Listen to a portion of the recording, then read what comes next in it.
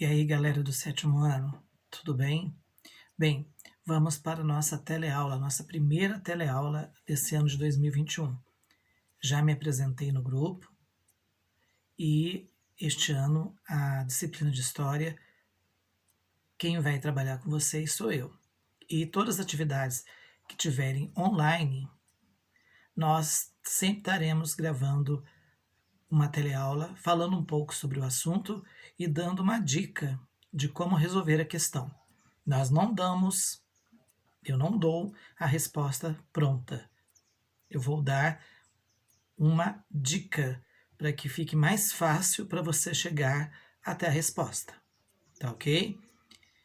Essa teleaula fica disponível no meu canal no YouTube, que eu já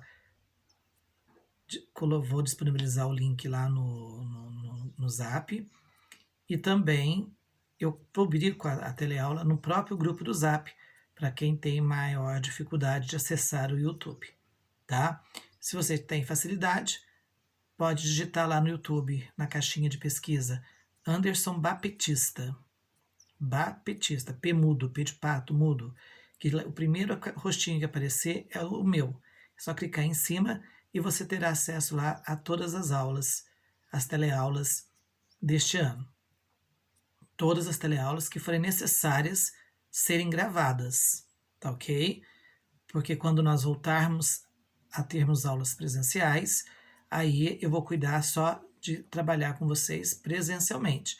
A parte online vai ficar por conta de outros professores que foram preparados para cuidar só da gravação de aulas, de teleaulas. Mas essa primeira semana de atividades, como não tem nada pronto da parte da prefeitura, eu fiz como fiz as teleaulas durante todo o ano de 2020. Então vamos ao assunto.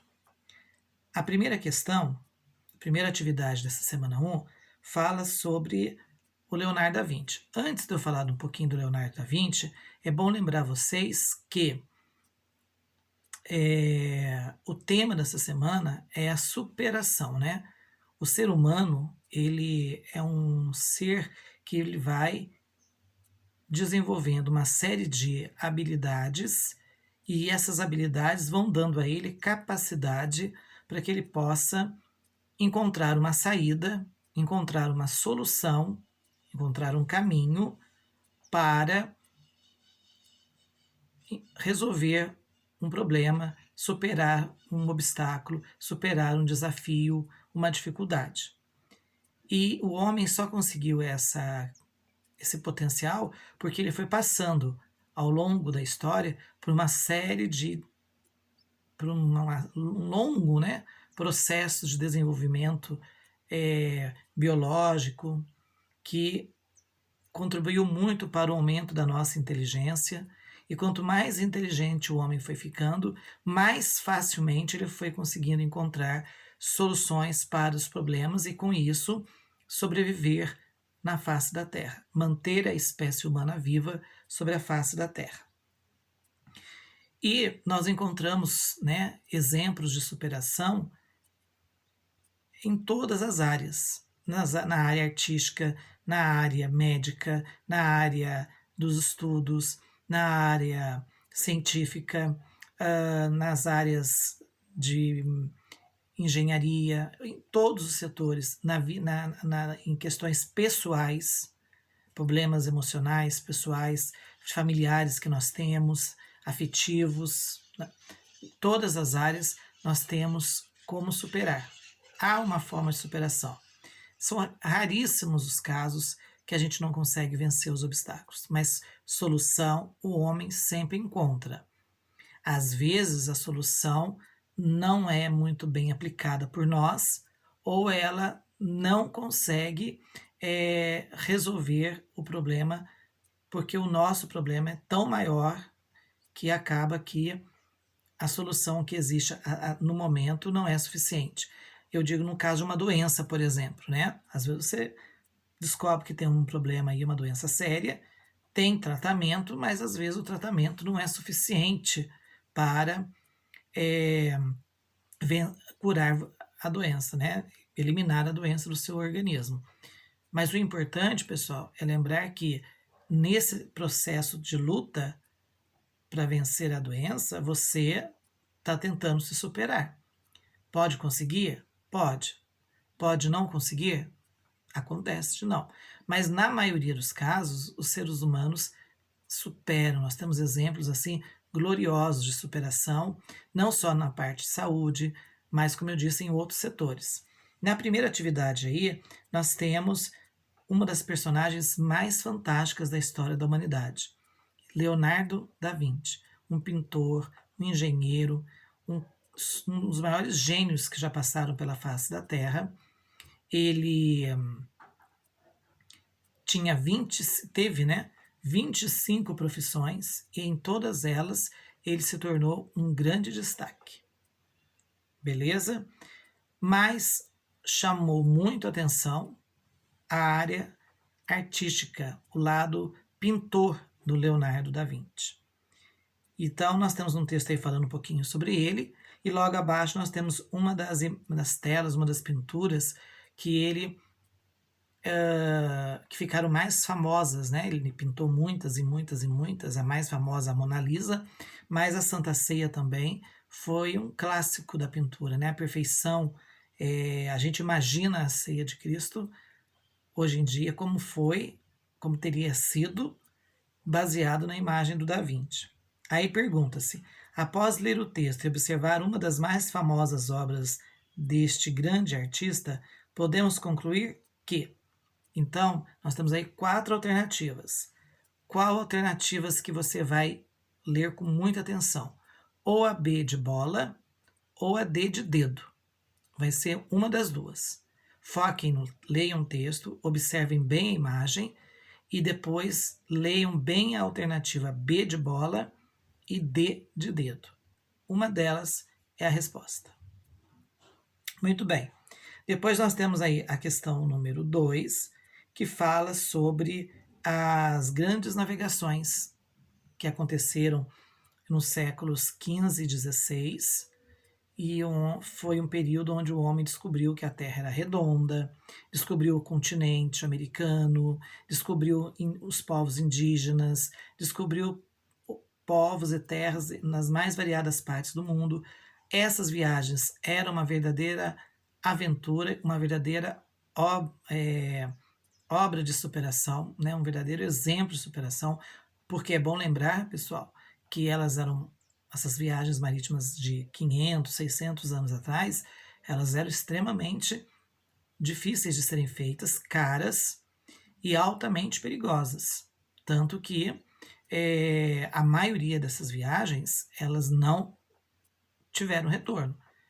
As que nós sabemos, as que nós conhecemos, são aquelas viagens que o pessoal retornou e contou o que aconteceu, o que descobriu, o resultado da viagem. Mas a maioria dessas viagens feitas entre os séculos XV e XVI não tiveram retorno. Ou naufragaram, ou desapareceram, ou a tripulação morreu de fome, enfim.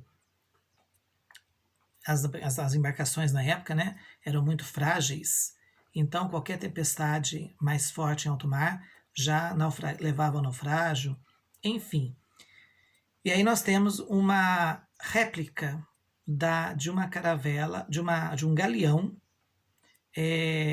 usado por Cristóvão Colombo, que foi o navegador que descobriu a América, o primeiro homem oficialmente registrado que se chegou à América. Claro que nós temos os índios, nós temos indícios de que outros povos pisaram aqui na América antes dos portugueses e espanhóis, mas registrado oficialmente, prova concreta, incontestável. Em história, a gente não trabalha só com evidências, a gente trabalha principalmente com provas. Prove que foi realmente daquele jeito. Depois a gente considera as evidências e tudo mais, reflete sobre a possibilidade delas terem sido verdadeiras ou não. Agora, aquilo que está documentado, que está provado, não tem como duvidar. Então, documentado, provado, o primeiro homem europeu a chegar na América, olha o que eu falei, o primeiro cidadão, o primeiro homem europeu a pisar na América foi Cristóvão Colombo. Então, nessa atividade, nós temos a imagem, né, de um galeão, porque as embarcações espanholas eram chamadas de galeão, porque eram um pouco maiores do que as naus e as caravelas portuguesas. E ele pergunta, ó, a descoberta do continente americano pelo italiano Cristóvão Colombo, interessante. O Cristóvão Colombo ele não era espanhol, ele era italiano, tá? Ele era um genovês e ele foi contratado pelo governo espanhol. Tá? Isso era muito comum na época. Eu ser de uma região, de um país e ser contratado por outro para fazer um determinado serviço. Então ele pergunta, ó, a descoberta do continente americano pelo italiano Cristóvão Colombo, a serviço dos reis da Espanha em 1492, mostra como o ser humano é capaz de superar as mais terríveis adversidades para realizar um sonho ou qualquer outro objetivo. Sendo assim, podemos concluir que, então, aquelas viagens marítimas podem ser comparadas à ida do homem ao espaço, né? Uma viagem altamente perigosa, que você nunca sabe o que pode acontecer, você vai conseguir voltar ou não. Então, basicamente, era o que se passava na época das grandes navegações. O pessoal ia para uma determinada, para os altos mares, mas certeza que ia voltar, ninguém tinha. Era uma viagem de ida, sem certeza de volta, tá? Eu observaria muito as opções B de bola e D de dedo. É uma das duas. Leiam bem, observem bem a imagem, pesquisem um pouco mais sobre a viagem do Cristóvão Colombo na internet e leiam bem as alternativas B de bola e D de dedo. É uma das duas, como eu falei. E a última atividade fala dos servos feudais, porque ser um servo feudal também era um desafio de superação, porque o pessoal trabalhava como camponês naqueles feudos, os feudos, né, eram aquelas fazendas, era o nome que se davam, aquelas fazendas que existiam na Europa na Idade Média. E os camponeses eram chamados de servos, né, porque serviam ao seu senhor com o seu trabalho, pagavam por estar morando ali na fazenda, servindo com seu trabalho o seu senhor. Por isso o nome de servos, tá joia? Então, meus queridos, não era fácil ser um camponês na Idade Média, ou seja, não era fácil ser um servo feudal. Era muito difícil, tá joia? Porque você tinha que trabalhar muito, pagava uma série de impostos, esses impostos não eram pagos em dinheiro, eram pagos em mercadorias, em produtos que você produzia lá na terra, na fazenda, né, no feudo, como eles chamavam. Portanto, era uma vida de muito sacrifício, de muito sofrimento. Você ficava com quase nada, você morria de trabalhar e praticamente quase tudo aquilo que você produzia ia para o dono da fazenda, né, o senhor feudal, em forma de impostos. E aí ele pergunta, ó, com base no texto e no enunciado desta questão, assinale a alternativa correta. Correta quer dizer a certa. Então, o que você vai observar? Quais as duas alternativas você vai observar? A letra B de bola e a C de cebola. Vai ser uma das duas. Leia com bastante atenção o texto, leia o enunciado, né, que é essa comecinho da pergunta aí, e aí depois você observa bem a letra B de bola e a letra C de cebola. Vai ser uma das duas. Beleza, sétimo ano? Caprichem aí, façam o melhor que vocês puderem. Qualquer dúvida é só entrar em contato comigo pelo Zap ou lá pela plataforma, né, lá pelo JET Sistema, tem lá a dúvida para perguntar para o professor. Então, é só me contactar que a gente, assim que tiver, que a gente vê, visualizar, a gente responde independente do horário, tá bom? Um forte abraço e até a próxima.